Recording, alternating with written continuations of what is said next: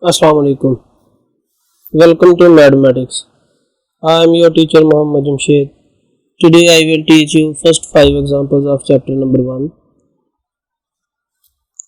The first example is determine a vector whose initial and final points are given. Also determine the magnitude of the vector. Student, you can see the statement of the problem on the screen. Determine the vector whose initial point is P with coordinates x1, y1 and z1 and terminal point is Q into x2, y2 and z2. These x2, y2, z2 are the coordinates of point Q. Also find the magnitude. To solve this problem, first of all, we will draw the diagram of vector PQ. This is the diagram of vector PQ, where P is initial point and Q is terminal point. Now we will draw position vectors of point P and point Q. R1 is the position vector of point P and R2 is position vector of point Q. By the definition of position vector, we can write R1 is equal to x1 I unit vector plus y1 j unit vector plus z1 k unit vector, and position vector R2 is equal to x2 I unit vector plus y2 j unit vector plus z2 k unit vector. In the figure you can see R2 is resultant vector because it is the only vector whose tail is attached with the tail of another vector and head is attached with the head of another vector. So we can write R2 is equal to R1 plus PQ vector. To find the value of PQ vector, we will change this equation R2 is equal to R1 plus PQ into PQ is equal to R2 minus R1. Now we will put the values of R2 and R1 in this equation. After putting the values of R2 and R1, we will have PQ vector is equal to x2i plus y2j minus plus z2k. We will convert this minus into plus z2k unit vector minus. Now here we will write the values of vector R1 x1i plus y2j plus z2k. To subtract the values of R1 vector, after subtraction we will have PQ vector is equal to x2 minus x1 I unit vector plus y2 minus y1 j unit vector plus z2 minus z1 k unit vector. To subtract, we have subtracted I components from I component and j component from j component. Similarly, we have subtracted z1 component from z2 component. So we have made this equation. Students, as we know that if we have a vector A in this form, a1 I unit vector plus a2 j unit vector plus a3 k unit vector, then its magnitude will be equal to a1 square plus a2 square plus a3 square and square root of these values. Similarly, we will use by using this formula, we will write the magnitude of vector P in equation 1.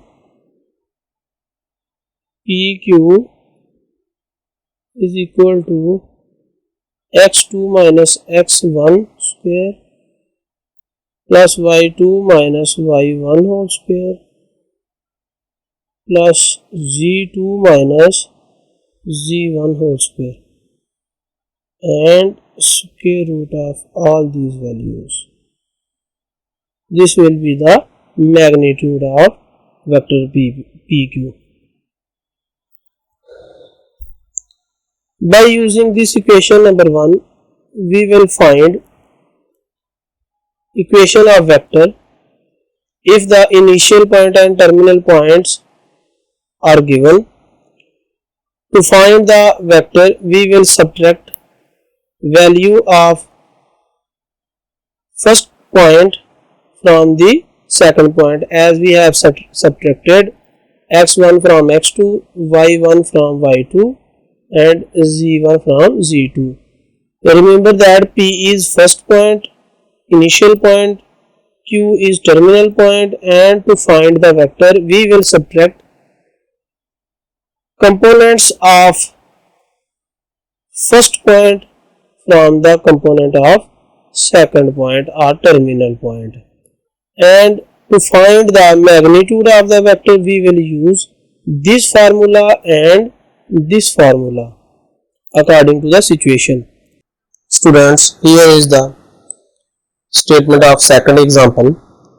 Find a unit vector A in the direction of a vector from point P to Q.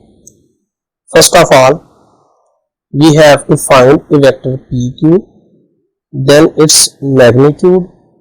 After finding these, we will find a vector A in the direction of vector PQ by using this formula. So, to find the vector PQ, we will subtract the components of point P from the point Q. So, first we will subtract 1 from 3 and write 3 minus 1 I unit vector. After this, we will subtract this 0 from 2. So, we will have 2 minus 0 j unit vector, and then we will subtract 1 from 0. So, we will have 0 minus 1 k unit vector. 3 minus 1 is equal to 2. So, we will write 2i unit vector. 2 minus 0 is equal to 2. So, we will write 2j unit vector. 0 minus 1 is equal to minus 1. So, we will simply write minus 2 unit vector, and we will give a name as equation number 1 to this equation. Now we will find the magnitude of this vector PQ. We will take the square of this 2 and we will write 2 square. Next we will take a square of this 2, and after this we will take a square of minus 1, and then we will write a square root over all these as I have described earlier. After this, we will solve this equation. Square of 2 is equal to 4. Square of 2 is equal to 4. So it makes 8, and then adding 1 we will have square root of 9, which is equal to 3. We will give a name as equation number 2 as I have write earlier. This is the formula to find a unit vector in the direction of vector PQ. Here we will put the values of vector PQ and its magnitude. We will have this equation. After solving this, we will have a unit vector A in the direction of vector PQ. Here is the equation of unit vector A, which is a unit vector in the direction of vector PQ. For check, you can take magnitude of this A. If it will equal to 1, then our calculation will be correct, otherwise incorrect. Dear students, here is the statement of third example. Here two vectors, vector A and vector B are given, and our aim is to add these vectors and subtract. So here is the solution, which is do it yourself because it is so simple. I will like to write a hint here. Here is actually 1. You have to add 2 and 1. then minus 3 and 2, and then 4 and 1 to add. And for subtraction you have to subtract these 1, 2 and 1 from this one from 2, this 2 from minus 3, and this one from 4. So you can do it yourself. Dear students, this is the statement of example number 4. Find the condition for a is equal to a1 I unit vector plus a2 j unit vector plus a3 k unit vector, and b which is equal to b1 I unit vector plus b2 j unit vector plus b3 k unit vector will be parallel. We have to find a condition for these two vectors will be parallel. As we know that two vectors a and b will be parallel if they are scalar multiple of each other.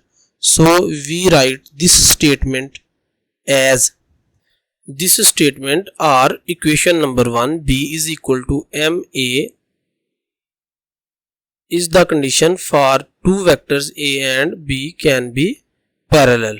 So now we will put values of vector a and b in this equation number 1. Then we will have, now we will multiply scalar m with the components of vector a on the right side of equation 2. Then we will have, by multiplying this scalar m to the components of vector a, we will get this equation number 3. Now we will equate left side of equation 1 with the right side of equation 3. Now we will equate left side of equation 3 with the right side of equation 3. Then we will have, after equating left side of equation 3 with the right side of equation 3, we will get this set of equations named as 4. We can convert this equation 4 into another equation as this new equation b1 over a1 is equal to b2 over a2, b3 over a3 is equal to m is the condition for which vector a and vector b are parallel.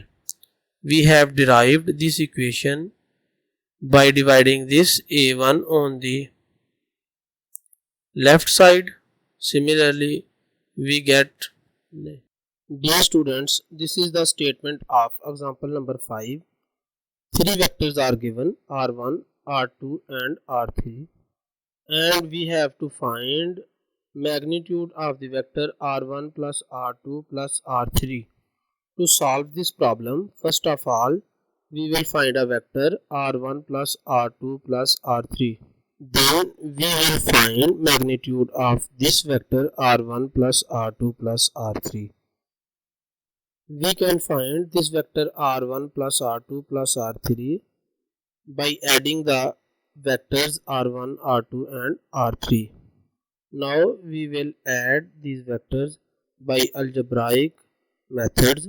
I will add coefficient of I unit vectors, then I will add coefficients of j unit vectors, then I will add coefficients of k unit vectors.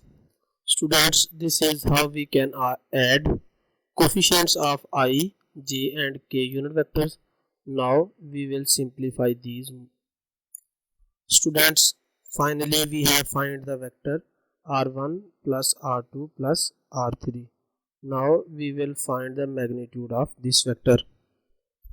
This is how we can find magnitude of vector. Now we will simplify it.